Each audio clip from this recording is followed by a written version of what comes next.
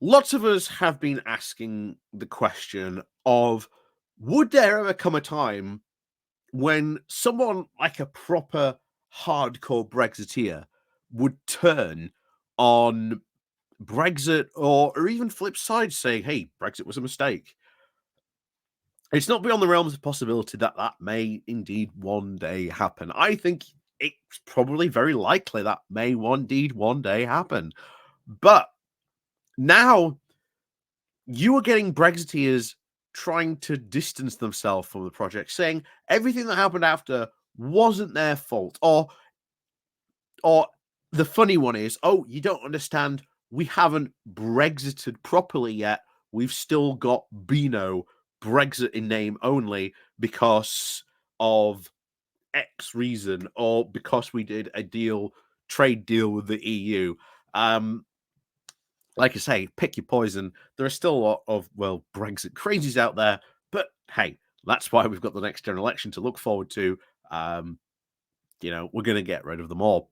But one of the things about that general election, I'll say that there's part of me really does think, that Rishi Sunak is going to hold on as long as possible. And I think we could see a general election in January of 2025. I think he is going to go for as long as he possibly can, holding out for some sort of miracle, or maybe an attempted narrowing of the polls. But trust me, that seems to be happening, at least for the moment. And of course, you've got whatever shenanigans could be coming up in the Conservative Party as well. But talks about this, and particularly Steve Baker coming out and saying, God, I wish we had a supermajority, or regrets that the EU referendum didn't have a supermajority. And here we are from Steve Baker, some incredible, and I'm not going to lie, incredible comments he's made around this. Why didn't you want a supermajority? Why didn't you put a supermajority in? We've even said it now. You can say the EU referendum, as it stood, was a 2% victory to leave. That was not the biggest grounds to justify the hard Brexit that we actually went in the direction in. Part of the chaos that we saw after of all this, that we saw, right up until 2019 and 2020, was because they could not agree on what Brexit was and what it should be. And as I said at the start, you've even got people, Brexiteers now, saying, oh, we haven't Brexited properly. But anyway, we'll get on into Steve Baker's comments that he made, because they are very interesting to go over. Because to be honest, it raises so many more questions about this. And of course, you've got to also look at the fact that they are trying to push at the moment for a referendum lock. And as I said back in that video about that referendum lock, that appears to me to try and stop or stymie any future general elections. And what if one comes in and now says, we'll tell you what, all referendums in the future have to have a supermajority?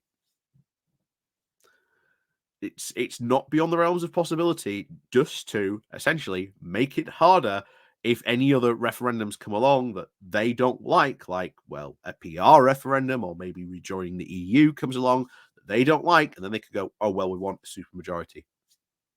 So before we do go reading Steve's latest comments, let's pardon me. Let's remember to, first of all, click the like and, of course, share button. And, of course, down below, there are links to my Patreon page, the one-off donation link called Buy Me Coffee, where you can, well, buy me coffee. There's the YouTube thank you button. And, of course, there's the Pony Club down below as well. So let's see what comments Steve made about this. So this was the politics.co.uk covering this. With hard man of Brexit, Steve Baker regrets EU referendum did not require the Leave win a supermajority of at least 60%. Steve Baker, a quote, Brexit Spartan, who voted against Theresa May's deal with the EU on all three occasions, said that the vote to leave the EU should have required a supermajority of 60%.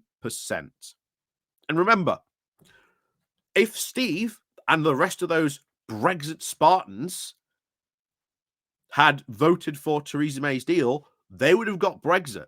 Their problem was they didn't like Theresa May's version of Brexit. That was the big part of the problem during those years, that they couldn't agree on what Brexit was. So the hard right started really throwing their weight around, which is where we've ended up now with an increasingly ever hard right government on this. You know, they didn't just appear out of nowhere. They had all of this, which came down, of course, to Brexit.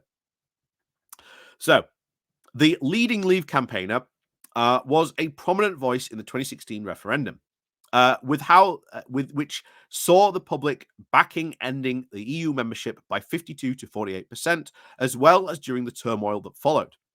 He has in the past described himself as the hard man of Brexit. Reflecting on his role as arch rebel in the 2016 to 2019 period, Baker recently told BBC's New Night programme that it, quote, cost me a lot of mental health. Saying on the November the 21st, he had a major mental health crisis, anxiety and depression. He couldn't go on. People couldn't tell. Holding those tigers by the tail took its toll. He were only human, he added. Baker, who now serves as the Minister of State for Secretary of Northern Ireland, also made the comments about the 60% Brexit supermajority and suggested that a 50% plus one majority would not be advisable for a vote on Irish unification. Brexit told the meeting of the British-Irish Parliamentary Assembly on Monday that the vote to leave would probably have been a supermajority of at least 60% to leave the bloc. He added, he added that not having the threshold caused the serious political trouble. He said, one regret is probably that there should have been a supermajority. That's hung with me. That's huge. That's a huge thing for me to say. Because if it had been a supermajority, we'd have still lost. We'd still be in. But the reason why I say that is that we have to make a 60%, and everybody would have had to abide by the result. If it had been a 60-40 result, it's inconceivable to me that we would have had all of this political difficulty, which followed from members of parliament in particular refusing to accept the result. It wasn't that they refused to accept the result. It's that the question was constantly being asked, the public have voted in this way, now what? The Leave campaign did not have a plan if they won.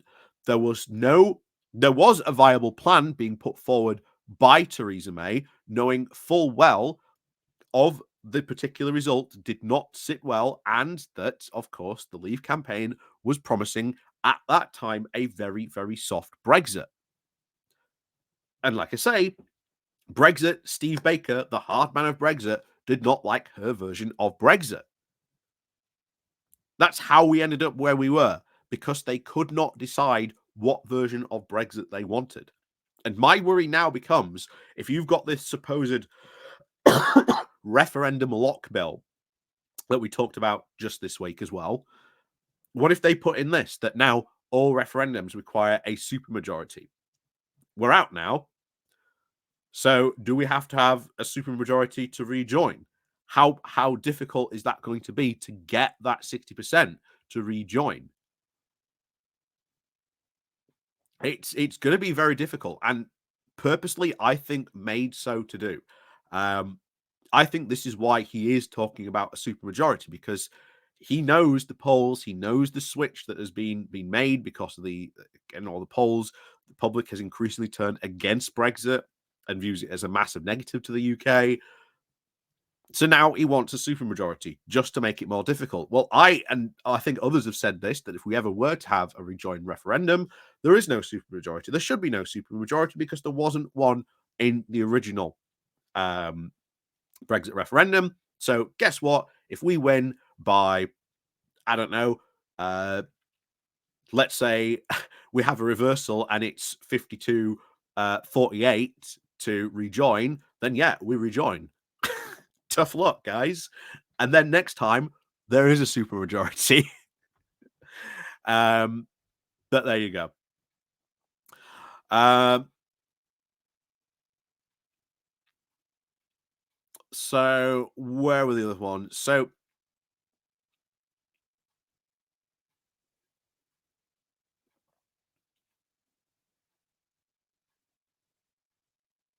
yeah, that's to be honest, as I've said a really strange comment coming from Steve Baker, but if the case was that and he really wanted a supermajority, then I will say this: what's wrong with having a second referendum? Why didn't we have a confirmatory referendum? Why wasn't there a second referendum to see if this is what people really wanted?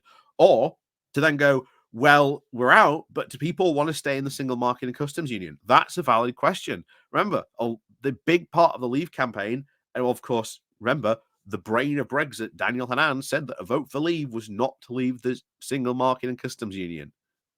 Only a fool would leave that. So they have a lot to answer for. And as we've always said, their campaign was run as wide as possible to get as many people as they could because they knew they would not be able to win just on pure Euroscepticism. But like I say, interesting quotes, interesting comments from Steve Baker there. And again, something to watch out for if they do decide to launch a referendum lock bill. Of course, it is still very much not happening. We haven't seen if this type of bill would actually materialize. It is still, shall we say, in the ether somewhere. As one of the many ideas the Conservatives could put forward. Of course, they're also worrying about that because of the likelihood of, well, possibly PR coming in. So we'll see. We'll see what happens with that. But nevertheless, interesting comments there from Steve Baker. Yeah, the guy's an idiot. Like I say, if he wanted Brexit and he didn't want all this political turmoil, well, he should have voted for Theresa May's deal. That was Brexit. He would have got Brexit if he'd have voted for that deal. But of course, it wasn't the Brexit that he and the rest of his hard right lunatics wanted. So, of course, Theresa May had to go. So, as always, thank you very much for watching. And of course, as always, we'll see you all next time.